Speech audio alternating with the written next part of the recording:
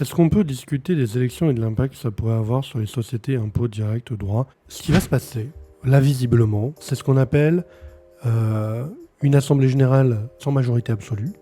C'est-à-dire qu'aucun parti n'a la possibilité de prendre des décisions et de les imposer aux autres. Donc, ce qui va se passer, c'est que, alors ce qu'il faut savoir sur la Ve République, c'est que mécaniquement, normalement, le gouvernement, c'est le gouvernement qui correspond à la majorité absolue, quoi. Puisque c'est souvent le gouvernement qui va proposer des lois et puis les faire voter par sa majorité. Dans un parlement où il n'y a pas de majorité, eh bien, vous ne pouvez pas faire le 49.3 non plus à volonté, parce qu'en fait, l'utilisation du 49.3 octroie la possibilité de présenter par les oppositions une motion de censure. Motion de censure qui implique la démission du gouvernement. Donc l'utilisation du 49.3 par un gouvernement qui serait mis en place avec les résultats là, tels qu'ils s'annoncent, impliquerait quasiment chaque projet de loi un gouvernement qui se retrouve à devoir être destitué et du coup faire toutes les semaines un nouveau gouvernement. Donc ça ne fonctionnera pas. Ce qui se passe dans ce genre de situation, en réalité, on n'est pas dans une situation instable, on est dans une situation stable. Ça qui peut paraître le plus étonnant. Pourquoi ? Mais en fait, dans ce genre de situation, on passe sur ce qu'on appelle un gouvernement technique.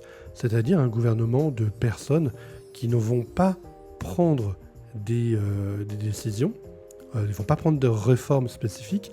Ça va être un gouvernement qui va être juste là pour veiller au fonctionnement normal, quotidien de l'administration, des institutions publiques. Donc ça va être un gouvernement de techniciens et pas un gouvernement qui va être en capacité de faire passer des lois. Donc ça veut dire que tout ce qui est loi et réformes potentiellement significatives ne seront jamais prises. Pendant, a priori, au moins 1 an. Donc en réalité, ça veut dire que la fiscalité, les lois telles qu'elles sont connues, là, à l'heure où je vous parle, a priori ne devraient pas bouger d'ici soit une nouvelle dissolution, à savoir qu'il peut y avoir une dissolution qu'une fois par an, soit un changement présidentiel. Un changement présidentiel qui pourrait avoir lieu à l'initiative du président. Que lui qui peut faire ça. Et il faut, faites très attention, bien sûr, puisque le premier tour ne dit rien du résultat final. Il faut attendre vraiment le 7 juillet. Le 7 juillet, vous aurez une idée de ce à quoi ressemble le Parlement. Mais les résultats tels qu'ils sont présentés aujourd'hui, en plus souvent ils sont présentés au niveau national. C'est-à-dire on dit telle personne à 20%, telle personne à 25%, etc. Enfin tel parti, tel mouvement. Sauf qu'en pratique, c'est pas comme ça que ça marche. Les élections législatives, ce qu'il faut regarder, c'est par circonscription.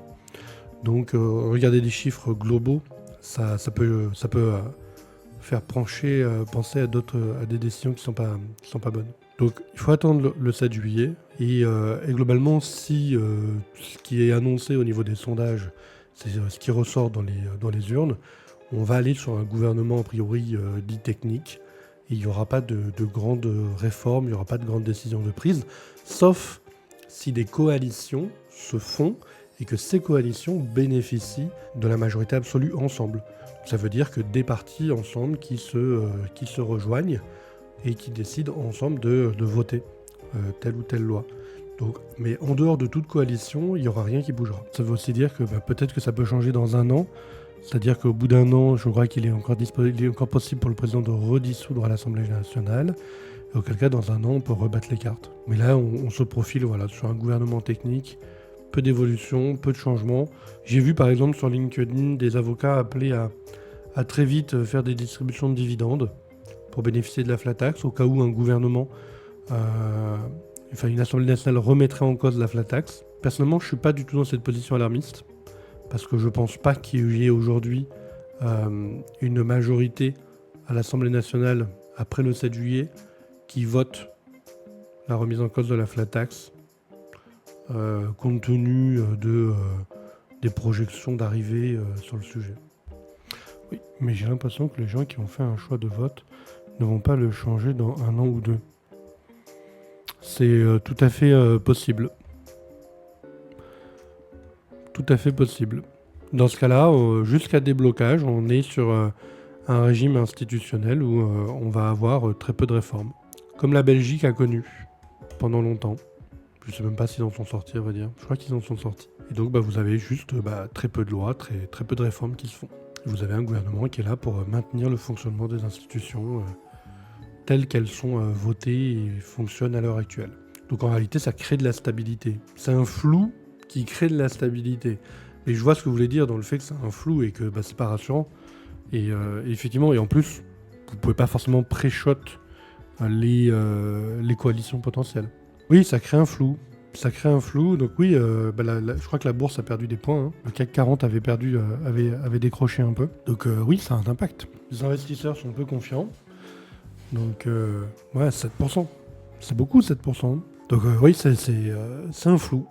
Alors faut qu'on s'habitue pas trop à l'actualité juridique, hein, parce que si on a un gouvernement technique, on aura toujours la jurisprudence, cela dit. Ouais, par exemple, réforme de l'assurance chômage suspendue, le régime actuel est prolongé jusqu'au 31 juillet 2024.